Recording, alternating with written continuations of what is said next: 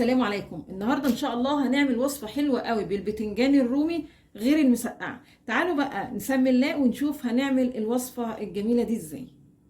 اول حاجه بجيب البتنجانه كده، بشغل يعني البوتاجاز، بحط البتنجانه وما بشيلش التاج علشان ايه يبقى سهل عليا كده ان انا ايه امسك التاج كده وافضل الف كده البتنجانه على كل النواحي لحد ما تشوي معانا خالص. اول ما ندوس على البتنجانيه كده ونلاقيها بقت طريه خالص كده استوت، حتى من غير ما ندوس عليها يعني شكلها بيبقى باين خالص انها استوت. هطفي بقى البوتاجاز وهاخد البتنجانه كده تحت الحنفيه واقشر بقى كل القشره السودا دي.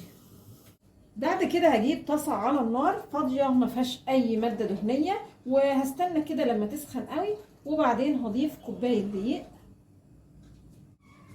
هدي للدقيق تشويحه كده، بس يعني حاجه زي دقيقتين 3 مش اكتر من كده. انا مش عايزه الدقيق لونه يتغير، مجرد بس ياخد تحميصه. بعد دقيقتين كده ريحه الدقيق ظهرت، هطفي على كده. بعد كده هجيب الكبه او الخلاط، هضيف بقى البتنجانه، قرن فلفل وده اختياري، 5 بيضات، 5 قطع جبنه نستو، والدقيق اللي احنا حمصناه، نص كوبايه زيت. التوابل بقى اللي هناخدها: معلقه صغيره فلفل اسمر، نفس المعلقه بصل بودر، توم بودر، كمون، بابريكا، واظبط الملح. هضرب المكونات في الخلاط كويس قوي. بعد كده هنجيب كيس حراري وهضيف في الكيس بقى مكونات الخلاط. احاول بقى ان انا اخرج الهواء من الكيس، وبعدين اربط الكيس بالشكل ده، وبعدين احاول كده اخليه بشكل اسطواني، وبعدين الفه بقى كده كويس قوي بورق فويل، ومن الناحيتين كده اضغط علشان انا عايزه الشكل الاسطواني ده، واقفل بقى من الجناب على كده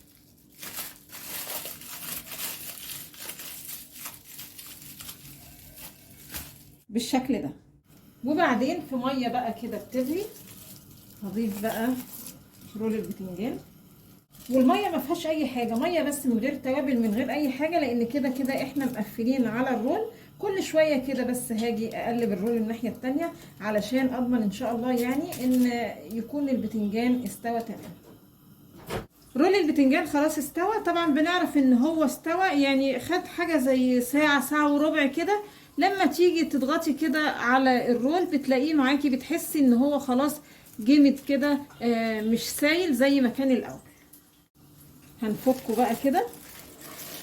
بعد ما شلت الفويل سبت بقى رول البتنجان في الكيس الحراري. بعد ما يبرد خالص هدخله بقى التلاجة قيمة ساعة كده علشان نعرف نقطعه كده طرنشات، لاني لو قطعته كده وهو سخن او دافي يعني هيتفرول ومش هتملك من اني اقطعه طرنشات.